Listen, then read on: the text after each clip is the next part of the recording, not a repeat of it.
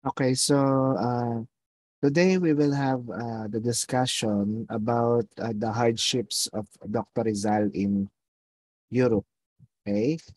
Last time we have discussed about his first travel abroad, and he had a fruitful and meaningful experiences from the moment that he left the Philippines. Then he went from different stopovers like Singapore, in Colombo, in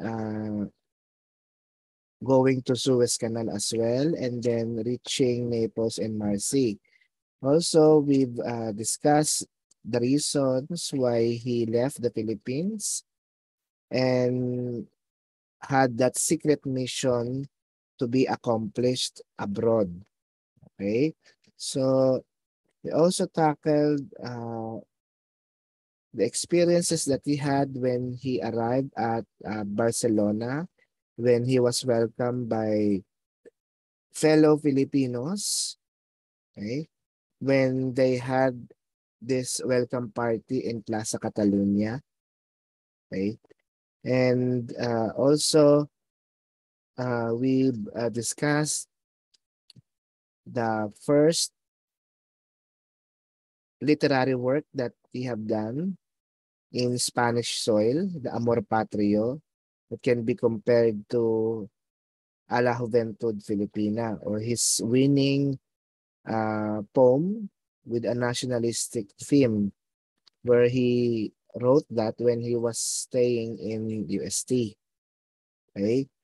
Also, we mentioned last time that he enrolled in Universidad Central de Madrid on November 3, 1882, okay, wherein he took two courses, medicine and philosophy and letters.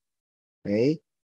Also, aside from that, he enrolled in the Academy of Fine Arts of San Fernando, wherein he studied painting and sculpture.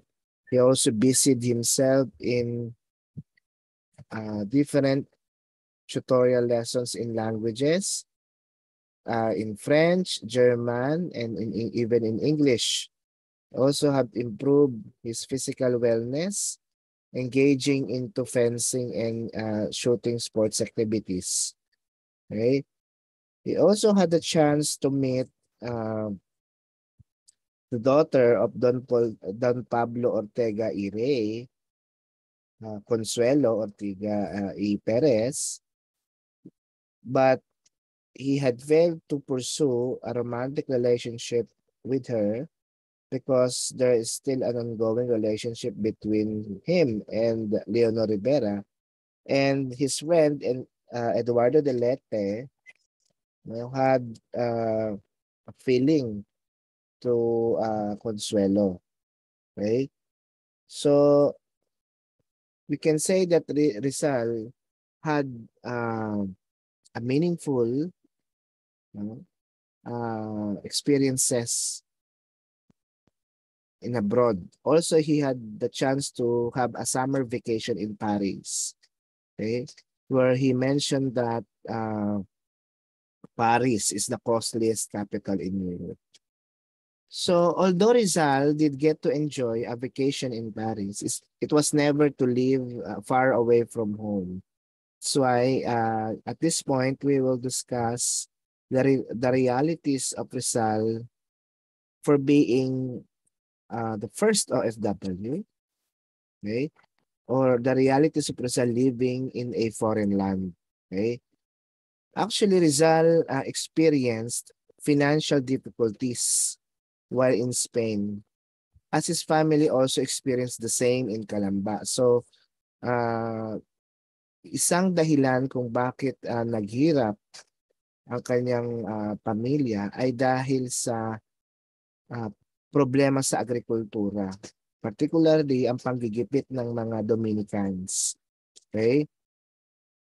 So, Jose Rizal's financial difficulty started when his family's agricultural crops in Calamba were affected by drought, no? And locusts o mga peste. no? So that is the time na, nalugi, no, yung kanilang mga pananim. Also, at that time, the Dominican friars owned the majority of estates in Calamba. Okay? So this is what I'm mentioning last time about the concept of encomienda, the encomienda system, wherein when the Spaniards arrived, uh, here in the country, the Spanish kingdom divided the land to different Spaniards, and then they've had the Filipinos rented the land and asked them to pay, no, to pay a necessary amount to them while they are staying in their own land. Right? Now, Rizal's family was not the actually the actual true owners of the agricultural land. They only rented the land from the Dominican friars. And without any notice, uh, the Dominicans suddenly increased the rental price, which made the Rizal family adjust their capital cost and other expenses. So naapektuhan yung kanilang kabuhayan, okay, because of this sudden rental fee. Because of such difficulty, the family failed to support, okay, Jose's stay in Europe. There was also a time when Pasiano sold his Jose Rizal's pony o yung alaga niyang kabayo, which was his favorite companion, in order to send money to Madrid. Okay? There was also an incident, no, that happened to Rizal in Madrid. No? Kindly take note of this. It occurred on June 25, 1884. Okay? Rizal, because he has no money, Rizal was not able to eat breakfast. Okay? But even with an empty stomach, Rizal still proceeded to attend his classes at the university and even managed to join and win in a Greek language contest where he won the gold medal. Okay? Uh, that day, it proved that uh, it was a lucky day for Rizal because the night he was able to eat dinner, for he was a guest speaker in a banquet held in honor of Filipino artists Juan Luna and Felix Resurrection Hidalgo. That is the time where Juan Luna won the Spoliarium, no, in the Universal Exposition, wherein that painting was awarded as the first place, no, or the grand winner. And Felix Resurrection Hidalgo, he painted also the painting entitled The Christian Virgins Exposed to the Populace. Okay? Because of that event or that banquet, that is the only time that Rizal had able to eat the dinner. Okay? Now, we can see the values that Rizal demonstrated when he dealt with and overcame his financial and emotional struggles in Europe. Okay? Just like any OFW today na nagtitiis sa ibang bansa, nagawa yon ni Dr. Rizal. Okay? Rizal demonstrated tenacity and perseverance and even strength that are known characteristics of the Filipino spirit. Okay? So again, as I mentioned, and I will reiterate that these values are seen and done by our OFWs who, despite being away from their home and family, they are still being positive and productive. Okay? Now, one one event in Madrid where Rizal participated, in Madrid. It was a peaceful city wherein a bloody riot exploded, done by the students of Universidad Central de Madrid. Okay? They participated in these violent demonstrations in such cause. Okay? So Rizal participated in the student mobilization organized on November 20 to 22, 1884 at the Universidad Central de Madrid. Okay? He participated together with Valentin Ventura. Later on, you will know the role of Valentin Ventura in Rizal's life. Okay? Uh, Students' demonstrations happen because of Dr. Miguel Moraita's speech. He was a professor of history and he gave emphasis on the academic freedom of science and of the teachers. However, upon hearing this liberalist view on education, yung Catholic bishops, the Catholic bishops in Spain reacted negatively and condemned Dr. Moraita's speech. The priests also excommunicated him in the Catholic Church. Okay? However, if Dr. Moraita failed to get the support from the administrators of the university, he had a chance to get the support from the student body. Okay? The students of the university supported Dr. Moraita's proclamation of academic independence. Uh, the students who participated in the said demonstration were Filipinos, Cuban, Peruvian, Mexican, and mga Spanish. No? The student demonstration of 1884 can be described as violent and bloody because of the existence of army troopers, stones, clubs, and fists. And Rizal, as a social progressive individual, really participated in this demonstration. Okay? Um, Today, when we see activism, it is a form of voicing out what change we need to see in our society. Okay, it's a form of a reform, a social reform, so that a significant change might happen. Okay, so today, as we can see, there are several also students who are joining in this active endeavor. Okay, and they join to these public rallies to advocate social change and reform. Okay?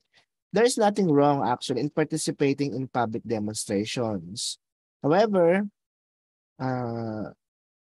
was also realized the fact that you are still students, and you need to take necessary precautions, not just for your personal safety, but also for the welfare of other students. Okay? Now, Rizal, after studying in Madrid, he went to Paris. Okay, he went to Paris. This time, ito yung pangalawang bisita ni Rizal sa Paris. But if last time we mentioned that it's just a summer vacation, this point, the goal of Dr. Rizal here is to uh, hone his expertise in ophthalmology. Okay? We often heard ophthalmology and optometries. No? Uh, can you know the difference? What is the difference between ophthalmology and optometries?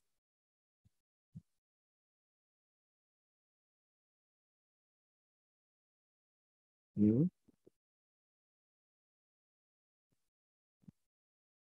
Do you know the answer? What is the difference between the two?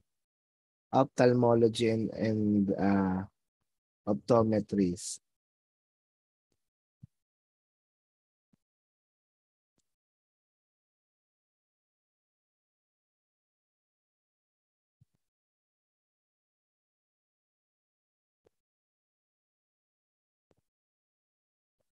Hmm? Well, anyway, if you don't know the answer, no, uh, both are considered as experts in the eyes. No? Uh, Ophthalmologists are doctors of medicine, while optometrists are trained to diagnose and treat um, vision conditions such as astigmatism, nearsightedness, and farsightedness. Okay? And ophthalmologists are licensed, no, to do a medical or surgical operations, while optometrists are trained to prescribe eyeglasses, contact lenses, or even eye exercises. So again, please take note of that a difference. Rizal, no, siya ay espesyalista in ophthalmology. Now, after Rizal finished his studies at the Universidad Central de Madrid, he went to Paris and Germany to specialize in ophthalmology. Now, from from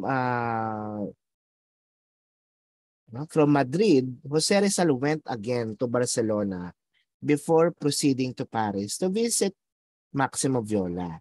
Okay? Maximo Viola is known as the savior of Noli Me Tangere.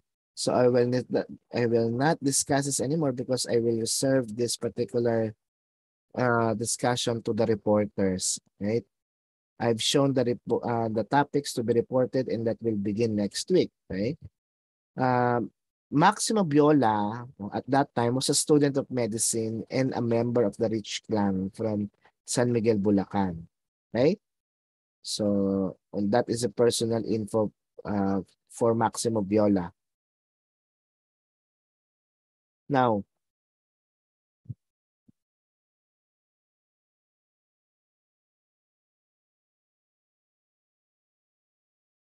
Jose Rizal had a week-long vacation in Barcelona where he met Senor Eusebio Corominas, who was the editor-in-chief of La Publicidad newspaper. Okay?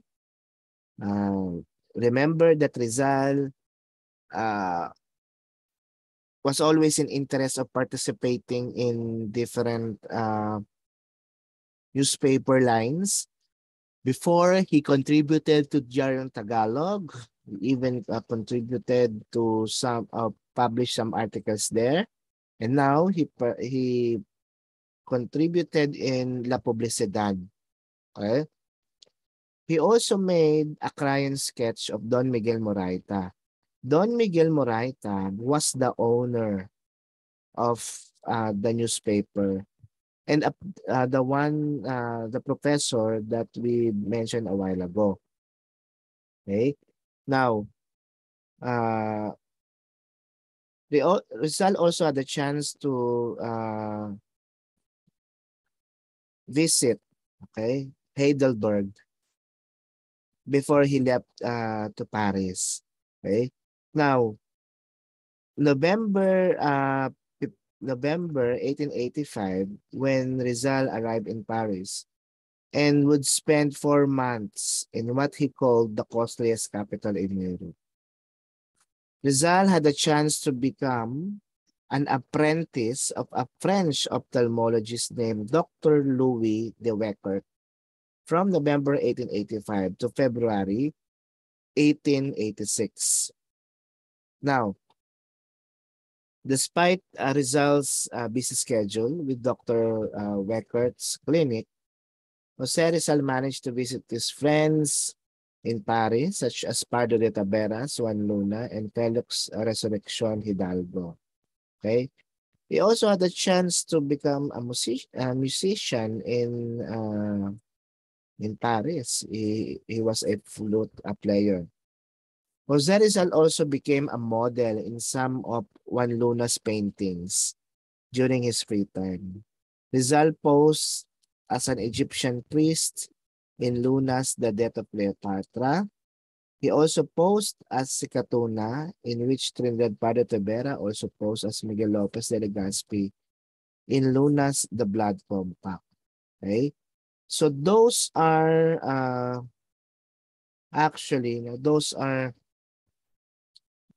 the experiences, of Rizal in Paris. He had the chance to become an apprentice and also meet his friends and where they bonded, during their free time. Okay. Now, so this is the picture of the Death of Cleopatra, where you can see here Dr. Rizal posed as a model. And this is the actual painting. Okay. Now, uh, you've seen these famous personalities, Pope Emeritus Benedict XVI, Adolf Hitler, okay, was the um, master of Holocaust in eradicating the Jews and promoting the Aryan race. Albert Einstein, known scientist, okay. Ludwig Beethoven, known in the field of music, and Friedrich Nietzsche, okay, known in the field of philosophy. So, what um, commonalities that they have in relation to our discussion? They are all Germans, okay? Jose Rizal first visited Germany in 1886, okay? So, these are some of the sceneries that you can visit in Germany, in Heidelberg, Germany, to be exact. Heidelberg is a city in southwest Germany and the fifth largest city in the state of Baden-Württemberg, no? In Germany. Okay? So, after serving as the assistant of French ophthalmologist Dr. Louis de Wecker, okay, Jose Rizal went to Germany in order to further his studies in ophthalmology. So really wanted to improve his craft and expertise in that field because remember his ultimate goal is to cure his mother's cataract. Okay? Now, Rizal arrived in Heidelberg, Germany on February 3, 1886. Okay? Uh, Heidelberg is a city in Germany and is known for its numerous old universities and beautiful sceneries. He lived in a boarding house also with German law students, and he bonded with them through chess games, and later on, uh, he was included on what we call chess players club, okay, in Germany. Equipped with the desire to improve his skills and training in ophthalmology, Jose Rizal transferred to a boarding house near the University of Heidelberg. From there, he became an ophthalmologist at the University Eye Hospital under Dr. Otto Becker, a very popular German ophthalmologist during that time. Not only that, no, Jose Rizal also attended the lectures conducted by Dr. Otto Becker and Professor Wilhelm Quine at the University of Heidelberg. So that really proved the determination and even the discipline in his profession displayed by Rizal. He was practicing ophthalmology at the same time, um, improving his skills while attending in different lectures in the university. Also, Rizal really loved to travel. And despite his busy schedule at the university, eye hospital, he still managed to visit some tourist spots in Heidelberg, like the Heidelberg Castle, the Nika River, and some theaters and churches. Jose Rizal also spent a 3-month summer vacation at Wilhelmsfeld with Pastor Karl Urmer. Actually, if you remember our discussion last time, Rizal was a devoted Catholic. Okay, but when he went to Germany, okay, and when he had the chance to talk and stay with Pastor Karl Urmer, okay, that is the time that Rizal was exposed to another belief, which is Protestantism. The Protestantism emerged because of Martin Luther, okay, where he challenged the supremacy of the church, the Catholic Church. So while Rizal stayed in Germany, he got the ideologies of Protestantism, okay, and later on used those knowledge in order to somehow contradict and disagree with uh, the different ideas of the Catholic teaching. Okay? Now, Dr. Karl Ulmer, no, was a Protestant pastor who has a wife and 2 children, and he was the one who accommodated Rizal when he spent his summer vacation in Wilhelmsfeld, okay, Germany. First, he went to Heidelberg, and now he went to uh, Wilhelmsfeld. Okay? Now, you can see the image of Ferdinand Blumentritt. Okay? Ferdinand Blumentritt.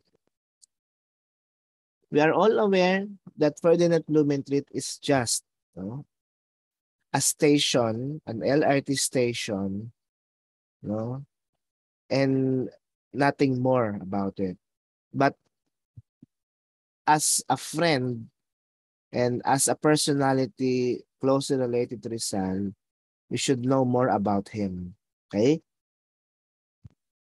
He was immortalized because him having the major train station in the Metro Manila. Okay? However, okay, some info about Ferdinand Blumentritt. Okay? Ferdinand Blumentritt was born on September 10, 1853 in Prague, Czech Republic. He was a teacher and secondary school principal in Litomeris. He was also a lecturer and author of articles and books about the Philippines and its ethnography. Filipino history author Gregorio stated that Blumentritt was the director of the Ateneo of Litmeritz in Austria. Okay? So, Jose Rizal, paano siya naging connected kay Rizal? Jose Rizal sent his first letter to Ferdinand Blumentritt when he was in Germany on July 31, 1886. Okay? Now, in his letter, Rizal said, no, this is the first time, no, na nagkaroon ng pag-uusap si Ferdinand Blumentritt and Rizal.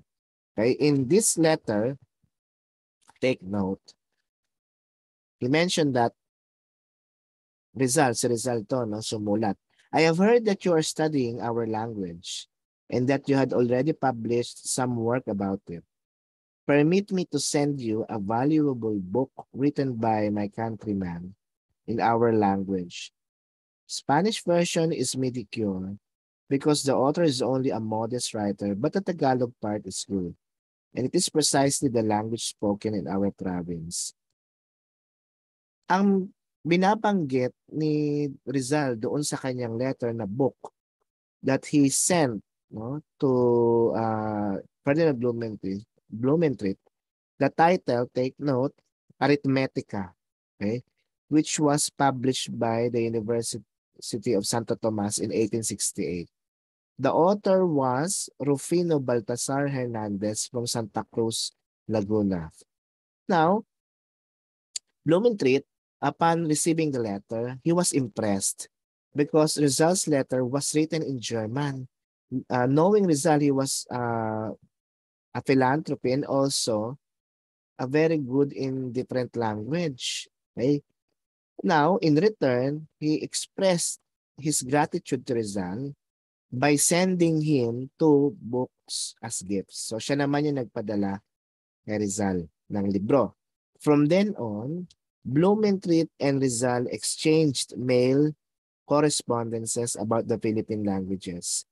That is the start or the beginning of their brotherhood relationship, and they became best friends. Although Rizal was in the Philippines and Blumentritt was in Czech Republic. So take note, they only had communication through their letters. Okay? Now, Rizal, after visiting Leipzig and Dresden, they are both cities in Saxony, Germany. Jose Rizal decided to settle in Berlin, okay, in Berlin, Germany. Now, he chose to settle in Berlin in these reasons. First, to improve his training and skills in ophthalmology. Second, to hone his knowledge of sciences and languages. Next, to study the economic and political state of Germany because Berlin is the capital of Germany that time. And to get to know famous German scholars and scientists. And lastly, to publish his first novel, Noli Me Tangere. Okay? Now, Rizal lived in a frugal and simple lifestyle because of financial struggle in Berlin. This is the dark winter, okay, of Dr. Rizal's life. Despite the financial burden, Jose Rizal managed to have a methodical life in Berlin. So likewise, he worked as an assistant in Dr. Schweger. Dr. Schweger is a distinguished German ophthalmologist by day, and at night he attended lectures in the University of Berlin. Okay? Again, the description of Rizal's stay in Berlin was dark, cold, and lonely winter. Okay? Now, those phrase was used by Gregorio Saide when he described Jose Rizal's experience in the winter of 1886. Okay? So Rizal lived in poverty in the winter of 1886 in Berlin. This was brought, okay? Again, this was brought by the financial burden that had been lurking around him and his family in Calamba since the early part of 1880s. There was a time when Rizal pawned his diamond ring, which was given to him by his sister in order to make ends meet. Okay? He also had to eat one meal a day, which consisted of bread and water or vegetable soup. He also had to his brother also Pasiano, as supportive as he was, tried everything just to raise money to support his younger brother in Berlin, but to no avail, talagang walang budget. And this is where some accounts saying that uh, there was a secret organization uh, that was funding Rizal, you know, for his during his travels abroad. They gave money to Pasiano, then Pasiano will send the money to Rizal. Soon later, this organization emerged as the KKK. Okay? Now, because of this, because of this, uh, no, because of these problems, results have declined due to lack of proper nourishment. Okay? Now, the winter of 1886 was an unforgettable time in Rizal's life because of two reasons. First, was because of the hardships that he faced while living in strange city, and second was a great joy he felt when his first novel came off the press in March 1887. Okay? So, Rizal was inspired, as I mentioned before, by Harriet Beecher Stowe's Uncle Tom's Cabin in making the novel. Okay? And the novel, Noli Me Tangere, exposed the abuses and brutalities committed by the Spanish authorities in the Philippines, no? And really had a chance to be known not only in the Philippines but uh, around the globe as well. Okay? So now the next reporters the reporters for next week is something to do with the homecoming of Rizal. Then after the homecoming of Rizal, we will discuss in details the Noli Me Tangere. Then you follow the schedule in your blackboard. Okay? So use the remaining time in accomplishing. I posted already the output one to be submitted on Tuesday. Okay? So please accomplish that output so that you can submit